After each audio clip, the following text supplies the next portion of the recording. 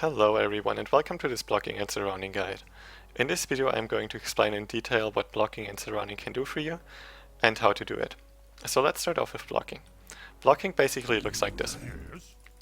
You have the fiend that wants to move to a certain destination, and the grunt always blocks the path of the fiend. Now as soon as the fiend sees that the grunt is blocking the path, you can see how the pathfinding works here. As soon as the fiend sees that the grunt is blocking the path, it will try to choose the fastest way around the grunt. Now you can see here the fiend either moves around the bottom side of the grunt or around the top side of the grunt to move around him.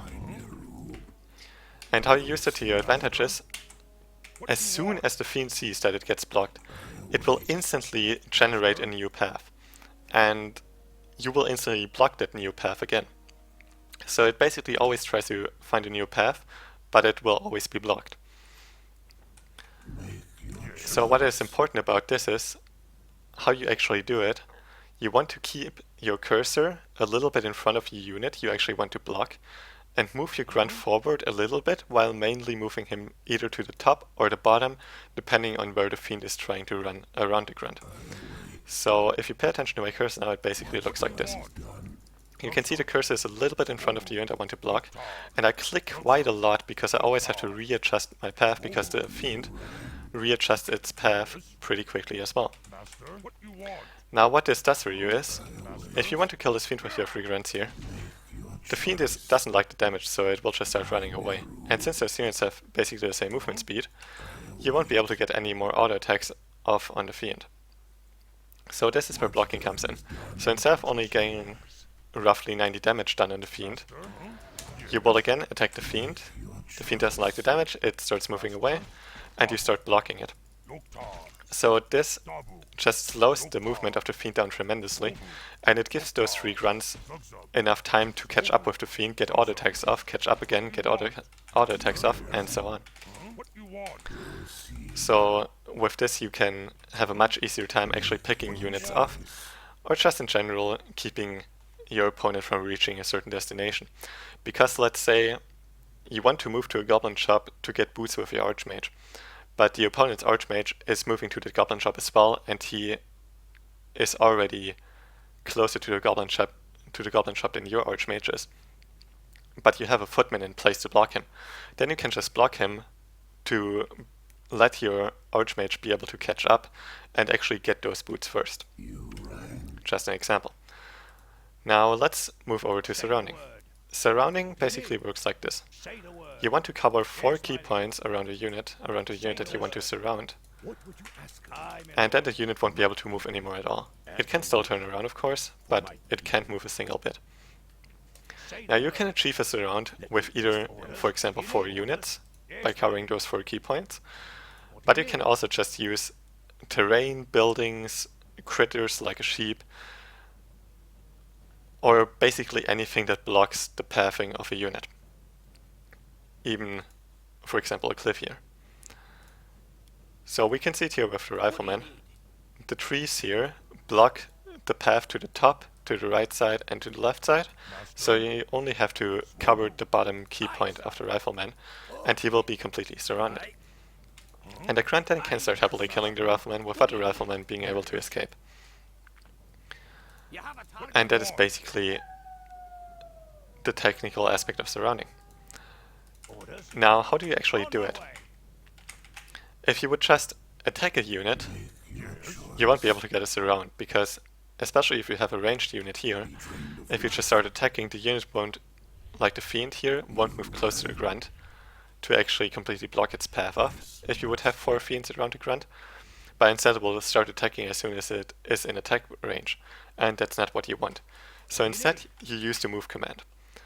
Now use the move command, click 1 time, and the footman will start moving closer to the paladin.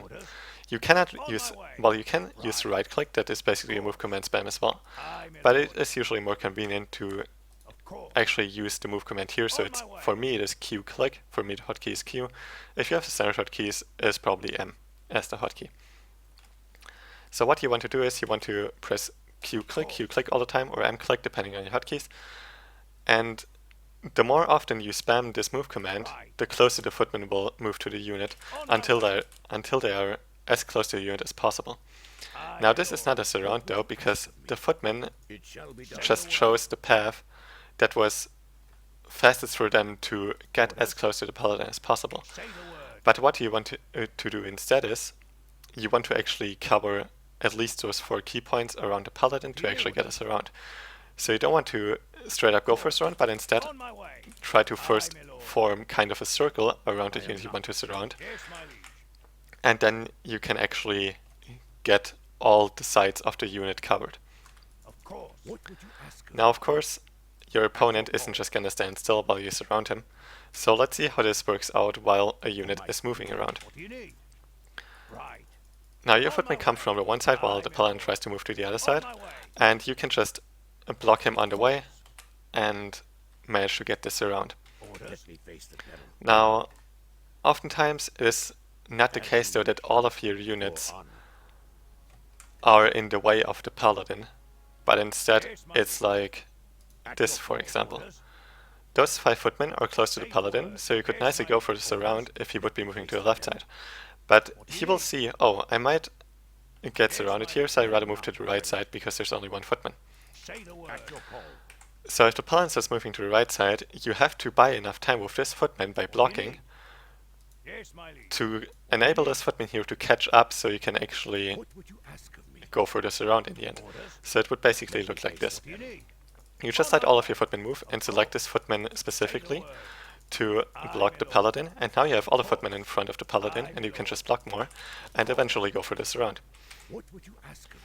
And that's basically it. So you can also use blocking to have an easier time surrounding, or to actually enable your units to get close enough to get a surround going. Of course this takes a lot of practice, especially the blocking of how you need to move your cursor, like in front of the unit and to the top and the bottom and such, but you will get it with time. What you just want to really make sure of is that you don't try to surround like this. You have to make sure you don't try to surround too early. You always want to first get a proper position around the paladin. You can do it by moving in circles basically like this, and you can see the footmen aligning better in an actual circle. And like this you can already see, if you just move in on the paladin now, you will have an easy time surrounding. And the paladin is already surrounded. This is not a perfectly clean surround, of course, or you can do it even better like this, by moving the units individually.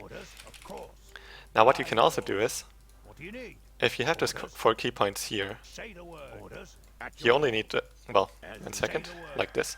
You only need the 4 units to surround, but you still have 6 units to attack. So if you attack the paladin like this, he will try to get out of it, and let's say he attacks this footman here. If this footman drops to really low HP, you want to save him, so you can just move him away while the surround is still closed, and the paladin won't be able to kill the footman. Now what can sometimes happen is, the paladin could attack this footman because he sees that if he gets rid of this footman, he can move out of the surround. Because as you can see, he can move out of there now.